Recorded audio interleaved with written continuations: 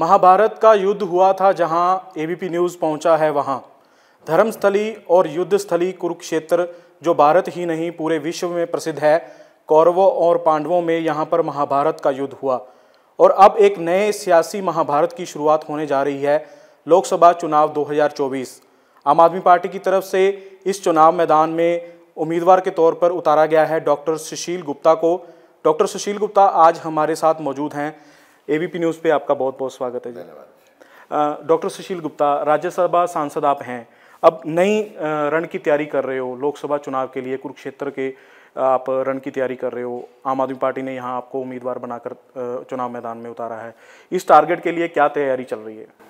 देखिए, आम आदमी पार्टी इंडिया गठबंधन का पार्ट है और एक एक गांव में, शहर के एक एक वार्ड में, एक एक मंडी के अंदर मैं जा रहा हूँ, लोगों से मिल रहा हूँ।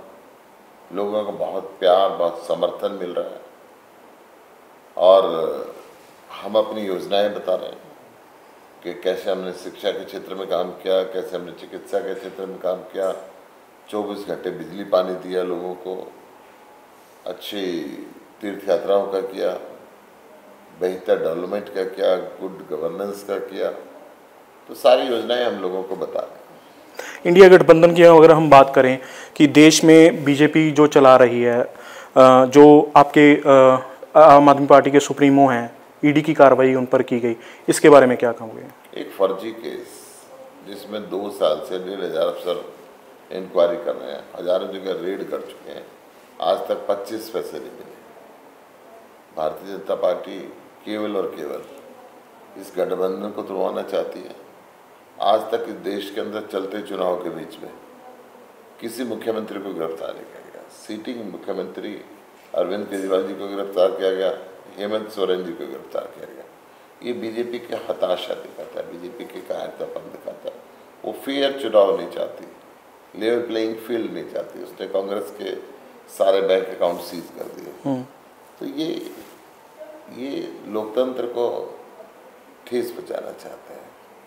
ठीक से चुनाव चाहते नहीं देश में। पिछले दिनों हमने देखा कि भगवंत मान आपके रोड शो में आए, चुनाव प्रचार के लिए आए। कैसा कुरुक्षेत्र के लोगों का वहां पे हुंगारा रहा? कैसा? बहुत जबरदस्त भीड़ थी। हजारों की संख्या के अंदर, हजारों की संख्या के अंदर लोग थे। हर व्यक्ति चाहता था कि भगवंत मान की एक झलक मिले और इंडिया गठबंधन को उससे बहुत लाभ मिला है। और मैं समझता हूँ कि वो जो रोड शो है वो इस चुनाव के अंदर बहुत फायदेमंद हमेशा होता है। कुरुक्षेत्र की अगर बात करें, यहाँ पर नायब सैनी यहाँ से उम्मीद रहे हैं एमपी, वो बात करते हैं, अब हरियाणा के मुख्यमंत्री बन गए हैं। वो हमेशा कहते हैं कि उनके भाषणों में भी सुना है कि पूरे हरियाणा में 4 लेन सड़कें हैं। क्या आपको दिखाई देती हैं? सारी टूटी हुई है, ये थेगली नहीं लगा पाए। कुरुक्षेत्र से जितने बाईपास निकलते हैं सब, और कुरुक्षेत्र का रिंग रोड आज तक ये बना ही नहीं पाए। पूरे देश के अंदर कुरुक्षेत्र वो जगह है जहाँ पे खुद भगवान ने अपने श्रीमुख से गीता का उपदेश दिया और इस जगह को आज ये डेवलप नहीं कर पाए, इस जगह को अच्छे तीर्थ के रूप के अंदर विकसित नहीं कर पाए। जब गीता जयंती साल में एक बार करते हैं, सारा कुरुक्षेत्र जाम हो जाता है। उसका ऐसा कोई इंतजाम इन्होंने अभी तक नहीं किया। नायब सैनी जी यहाँ से सांसद थे, लोगों ने उनका नाम गायब सिंह रख दिया, लोगों के बीच में वो गए ही नहीं। उन्होंने अपनी धर्मपत्नी को जिला पार्षद का चुनाव लड़ाया, 4थे स्थान पे आई, जमानत जब्त हुई। फिर नवीन जिंदल की बात करें, अब भारतीय जनता पार्टी ने उसको यहाँ से कैंडिडेट बनाया। कुरुक्षेत्र में आके प्रधानमंत्री ने उनको कोयला चोर कहा था। प्रकाश जावड़ेकर जी ने बताया था कि उनके खिलाफ FIR लिखी गई, देश को खूब लूटा, हजारों करोड़ रुपए का आरोप लगा। अब किस मुंह से बीजेपी के कार्यकर्ता पूछ रहे हैं कोयले से कोहिनूर बनाए, चोर से सिपाही बनाए? ये बड़ा ऐसा है कि ये जो भारतीय जनता पार्टी है, डबल इंजन की सरकार, नारा 400 पार, कैंडिडेट 10 में से 6 उधार और उसमें से भी आधे भागने के लिए तैयार।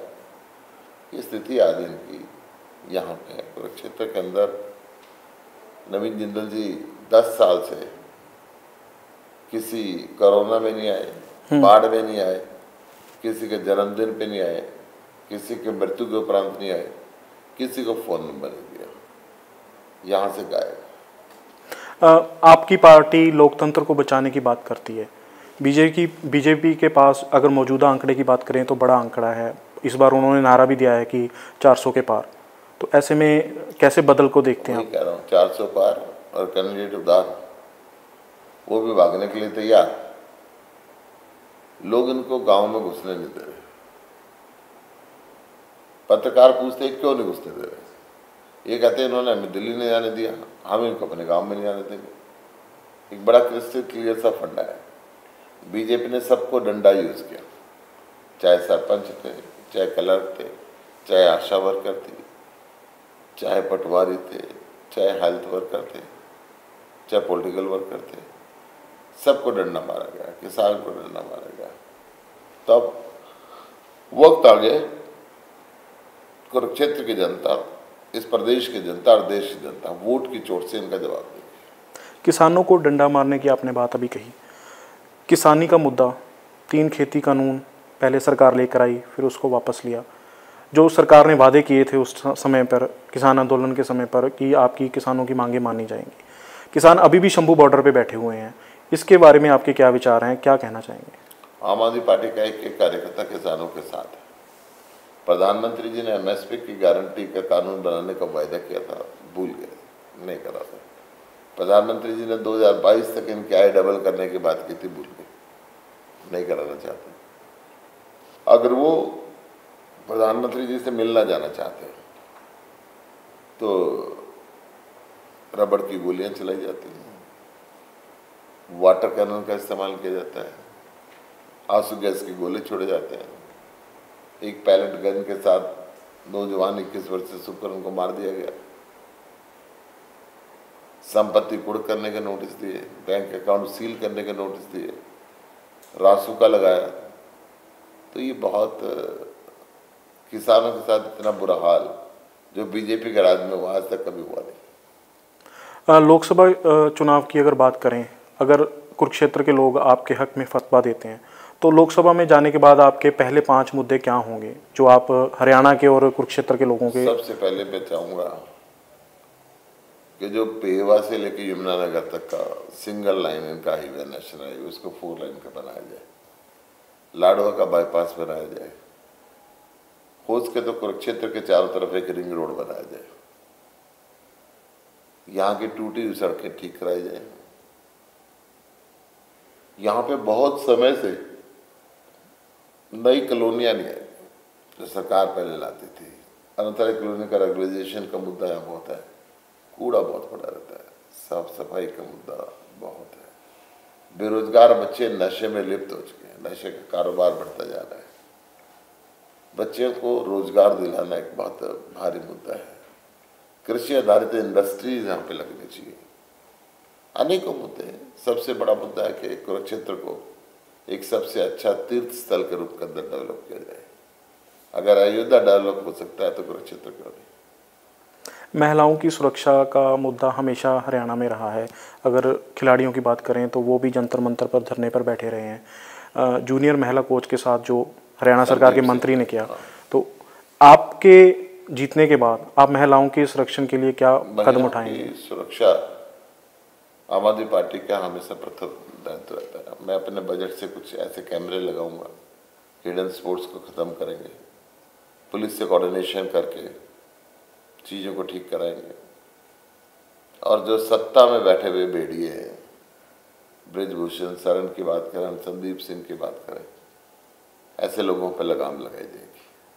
लोकसभा चुनाव के बाद हरियाणा के विधानसभा चुनाव की भी तैयारी रहेगी। आपकी पार्टी की तरफ से पूरे क्षेत्र में किस प्रकार के पार्टी की पीएससी का मुद्दा है, जैसे पार्टी तय करेगी उसके हिसाब से उस समय सोचा जाएगा। भविष्य के गर्म में क्या छुपा है आज नहीं कह सकते।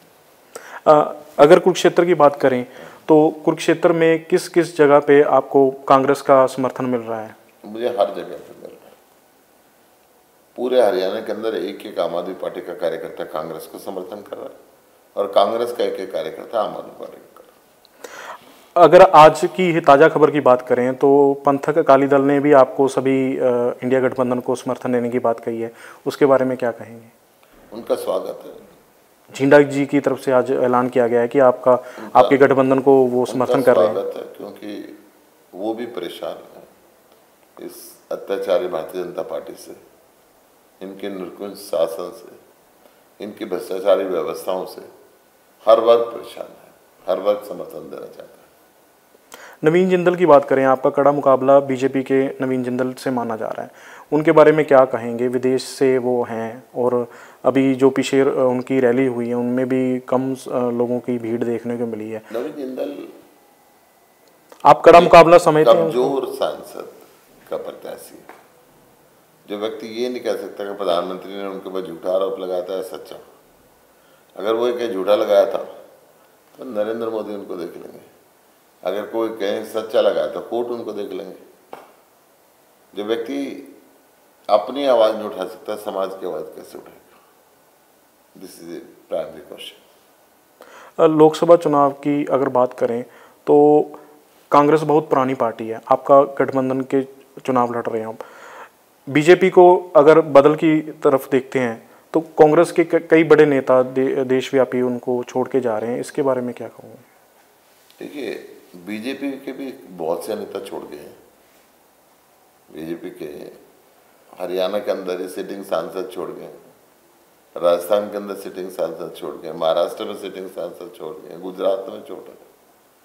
तो ये तो इस समय बीजेपी के उल्टी गिनती शुरू हो चुकी है। अगर बात करें कि कुरुक्षेत्र के जो चुनाव आयोग की जो वेबसाइट है वो हैक हुई थी, आपने आरोप लगाया कि उसके ऊपर जो गालियां लिखी गई हैं, आपने उसके बारे में क्या कहोगे? वो कह रहे, सरकार कह रही है हैक हुई है। अगर हैक नहीं हुई, अगर हैक हुई होती तो एसडीएम 5 लोगों को सस्पेंड नहीं करता और एसडीएम को गवर्नर सस्पेंड नहीं करता। हम तो कह रहे हैं कि बीजेपी के इशारे पे, कौन से नेता के इशारे पे ये गालियां लिखी गई, कौन से नेता के इशारे पे ये परमिशन डिनाई की गई, उस पर एक्शन होना चाहिए। बड़ी मछली को पकड़ना चाहिए, मगरमच्छ को। ये छोटी छोटी मछलियाँ पकड़ने से कुछ नहीं होता। बीजेपी और जेजेपी के गठबंधन की सरकार को कितने नंबर दोगे आप? सरकार खत्म हो चुकी, पार्टी खत्म हो चुकी, अब जेजेपी में कुछ बचा नहीं। उनका प्रधान चला गया, उनके सारे एमएलए चले गए, नंबर किस बात के? लोकसभा चुनाव में अगर केजरीवाल जी पहले बाहर आते हैं जेल से तो क्या वो आपके लिए चुनाव प्रचार करने आएंगे? केजरीवाल जी भी आएंगे। मैं सुनीता केजरीवाल जी से भी निवेदन करूंगा, संजय सिंह जी से भी निवेदन करूंगा और जितने हमारे सीनियर नेता सभी से करेंगे। भगवंत मान जी भी आएंगे, पहले भी आए, आगे भी आएंगे। एबीपी न्यूज़ से बात करने के लिए बहुत बहुत शुक्रिया।